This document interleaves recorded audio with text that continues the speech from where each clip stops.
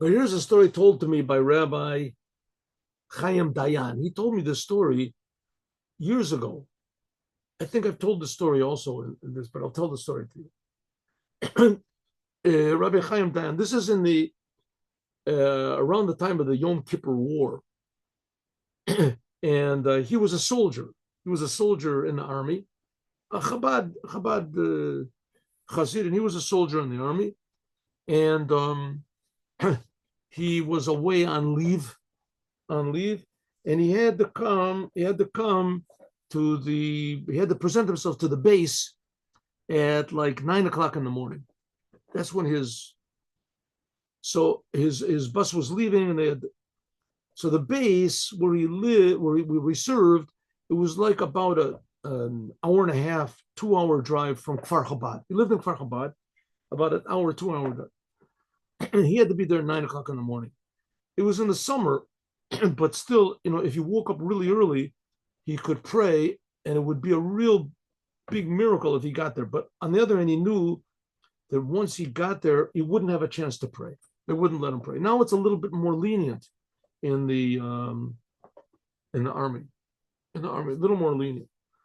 Maybe it's even a lot more lenient in the army. There's a lot of religious boys in the army. No, a lot of religious.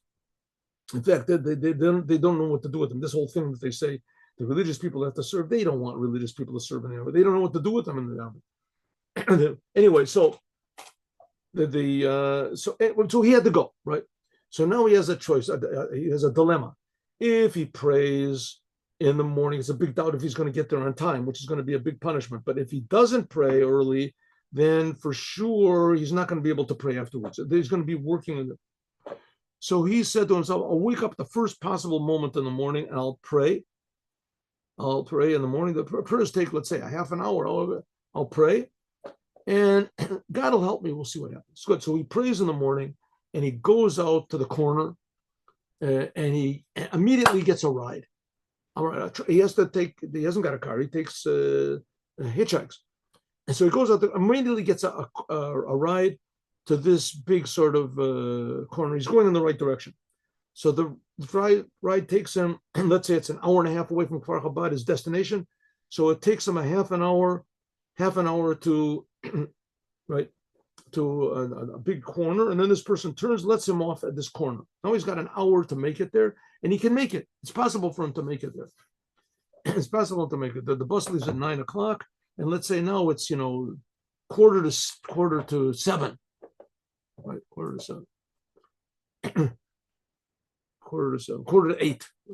So he's going to make it there in an hour. That's right. That's quarter to eight, and he has a quarter of an hour to make it there. So he's waiting and waiting, and sure enough, comes a big, huge truck. A big truck with carrying, I guess, two trailers behind it.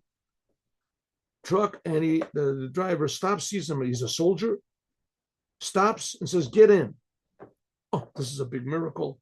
He said, "Where are you going?" He says, "I'm going to the place where he wants to go, right to this, exactly very near to the place where he wants to go." He says, "I'll even take you to the base." Oh, he's passing by them.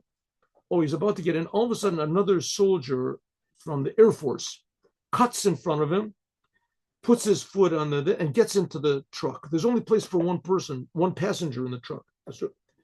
So this other cuts in front of him and jumps into the truck, and he sits there. So the truck driver, it's not nice, he would say, "Get out of my truck." He's going to make a whole big thing. And the truck driver he's also in a bit of a hurry. Everybody in Israel is in a hurry, right? And so Rabbi Dayan, instead of making a big deal out of it, he says, "That's okay, just go on. It'll be okay." Which it wasn't really okay, because now his chances of making it to the base on time are very, very slim, if at all. And he's going to get a big punishment for it. Who knows what the punishment will be. But nevertheless, he doesn't want to make a big argument with the thing. And so he says, "Okay, go." So the person gets in, closes the door, and the truck driver goes like this, and he drives. The other person is also a soldier, right? There's also so he's driving. And so he's waiting there, and the time is getting close, and it's already like it already passes 8 o'clock. It's like 8:05, 8:10.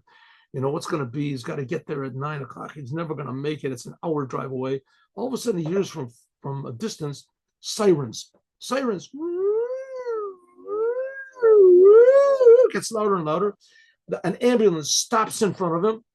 The driver says, get in the back. Get in the back. He says, what's in the back? He says, there's a soldier here that has, what's it called? Trauma. What do they call it? Shell shock. I guess now it's PTSD. Now, I didn't know this, but PTSD can be very dangerous. It can be life-threatening. Sometimes people, they get like a shock from, a shell, whatever, seeing something in the army, whatever, and sometimes they get traumatized to the degree that their breathing can stop, their heart can stop. It can be life-threatening.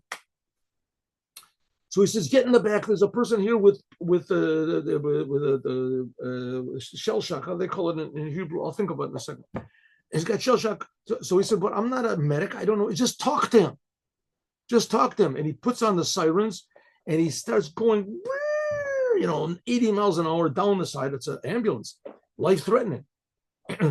And he says, but 1 second, where are you going? He says, I'm going to this hospital. The hospital is like, 3 minutes, whatever, from the base where he is. So he says, I'm going to this base. I'll let you off at the base. Come, we have to go. I'll take you to the base. So he says, okay. So he gets in. What's he going to do to the soldier? So he talks to him. What does he talk to him about? What's he got to say? He's a religious fellow.